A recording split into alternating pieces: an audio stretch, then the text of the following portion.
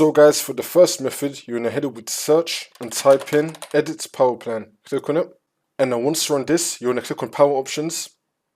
Now once this comes up on the left hand side, you're gonna click on choose what the power buttons do. Now once you're on this, you're gonna click on change settings that are currently unavailable.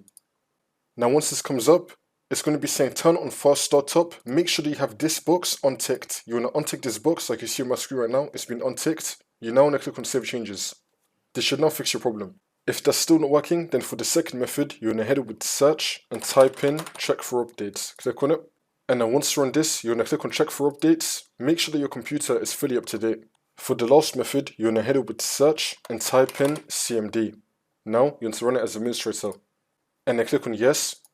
And then once you're on this, you're going to type in sfc /scan now and then click on enter.